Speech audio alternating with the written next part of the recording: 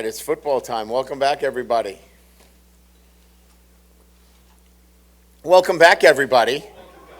Okay, it's great to have you here, too. All right, I think that's how we're going to go this year. Beautiful. I'll open up with, the practice was, controlled today. As you can tell, we were indoors. Certainly when you have, an excited group of coaches and players that, have had a little time off. One of my biggest, concerns going into the first day is that we don't want to do too much. We want to obviously acclimatize the right way.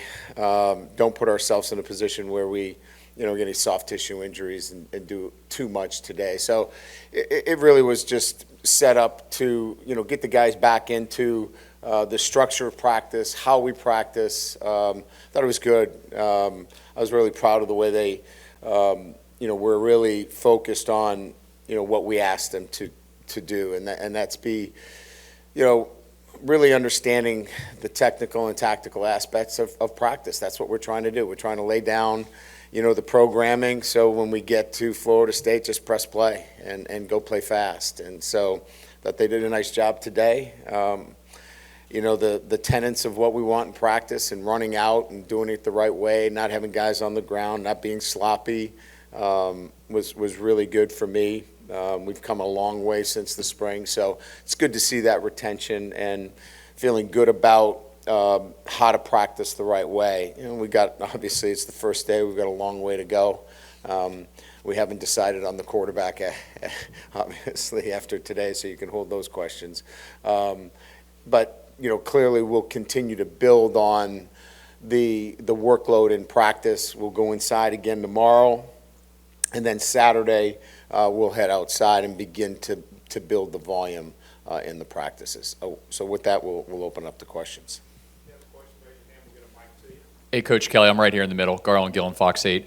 I know you said, you just joked about you're not going to make an announcement on the quarterback position today, but how excited are the guys, the quarterbacks, that you're, I guess, a week in, you're going to start doing things that are geared toward what they do? Are they excited to not just do the basic stuff? They can finally get some stuff. Jaden can do his own thing. Miles can. How excited are the guys that they get to finally do some things that geared more to them? Yeah, I think they're all anxious to prove what they can do. They want that opportunity. So, they've prepared really hard, all of them. They're all in great shape. Their mental preparation, you can see it's so, further along than it was now that they know the playbook.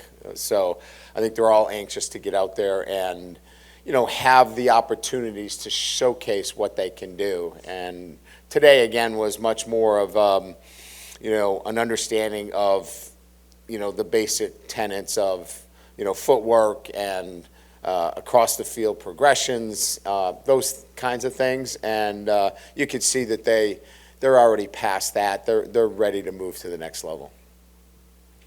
Brian here in the middle, Wilson Alexander with The Advocate. Yeah. What was the purpose back in the summer of having a mental trainer come in and work with the team like she did?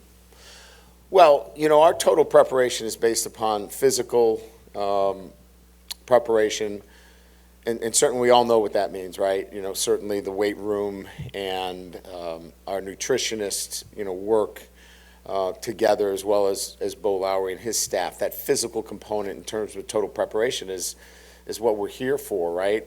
I already mentioned the technical and tactical, how important that is, right? In total preparation of a football team and a football player. But the mental preparation is absolutely crucial as well. And so, having a mental performance coach and building, the brain is similar to a muscle. You have to train it as well. And so, mental performance is the weight room for the brain for us. And so that's an important piece in our total preparation. And we laid down the foundational principles for our football team in helping them understand how important that is in their total preparation. So they have the tools, they have a tool belt to help them through things like confidence, things like emotional control. How they think on a day-to-day basis really matters. And a mental performance coach that we have, and Dr. Selking, who's been with me now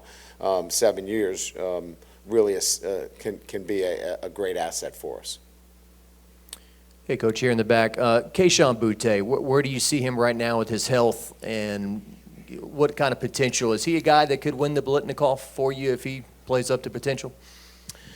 Well, this was my first glimpse at him, quite frankly, and he's an explosive player.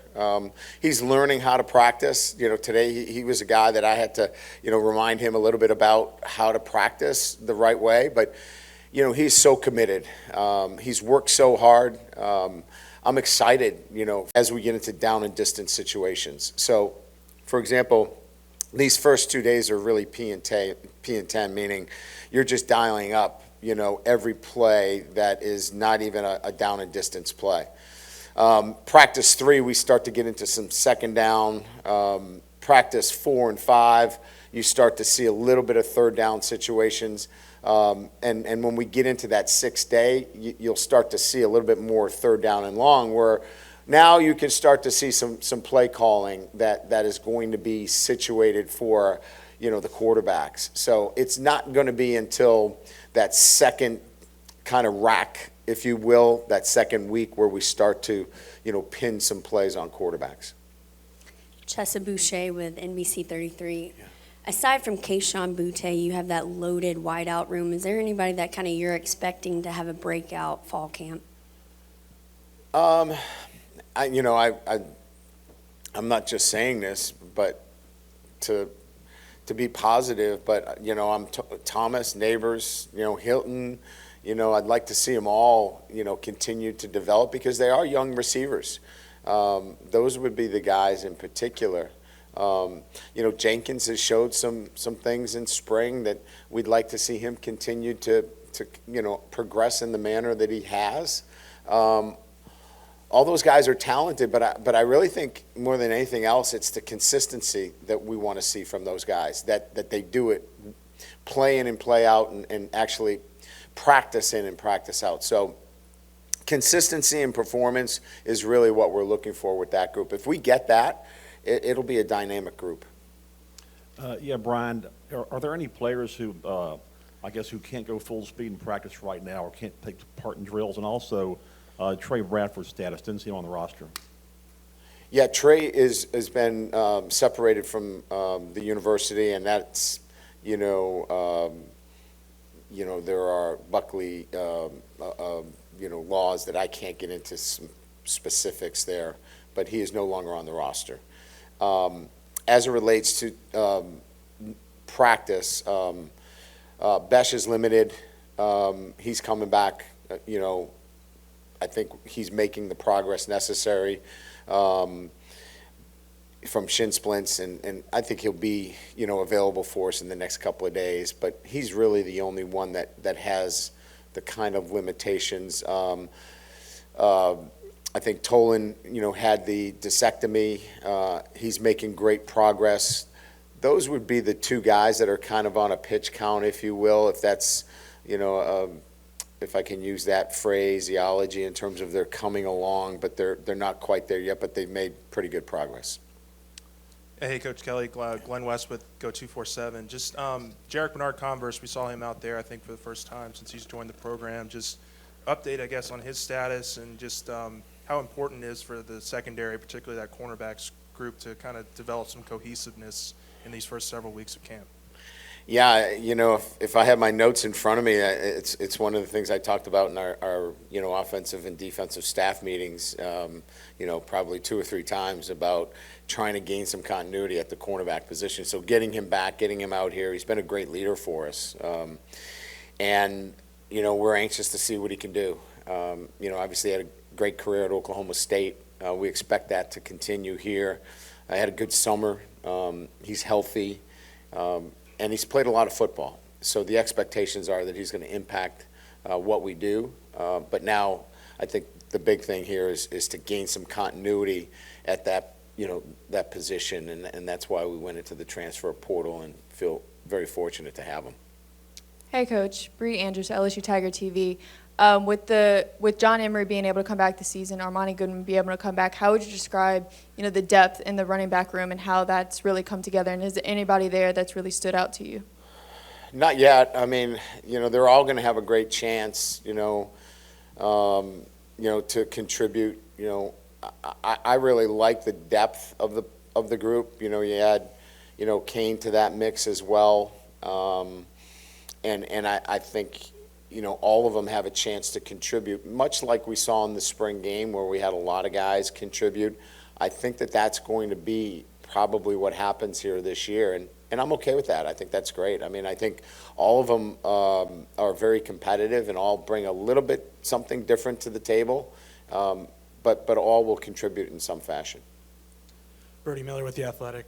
Martinez, Dellinger, two guys who've kind of cross-trained a good bit. I guess where are they kind of mainly focusing on right now in the line, and where could they be useful? Yeah, that's a good question. Brad and I were kind of, having a conversation about it even during practice, because there's a lot of moving parts there with, Dellinger's at guard. We want to see him at center a little bit. You saw Frazier at guard with Bradford, but, Frazier could play tackle as well. And so we've paired them up on the right side because we think that they're interchangeable. We like the fact that Bradford's got really good feet, but, Frazier's got some length.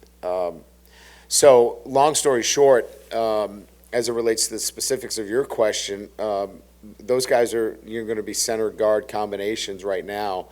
But I think it's important that there's some flexibility here for the first 2.5 weeks.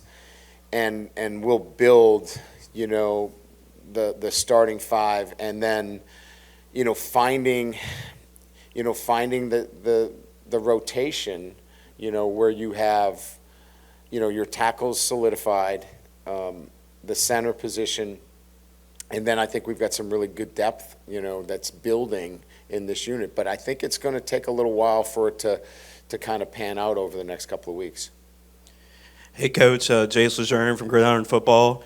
I know you signed a really talented transfer portal class. Talk about just trying to get those guys accumulated to the program and also getting the veterans their reps as well.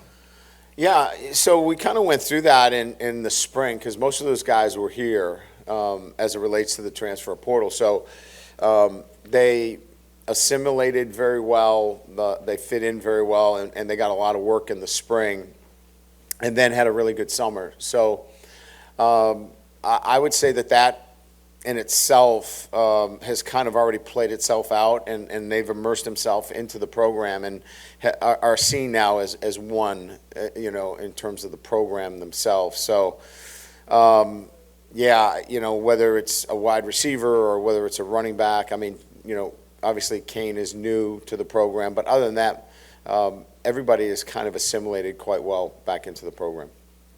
Hey, Coach, of the guys who weren't here this spring, I'm kind of curious who sort of stepped up today, and it seems like they were here during the spring even though they weren't.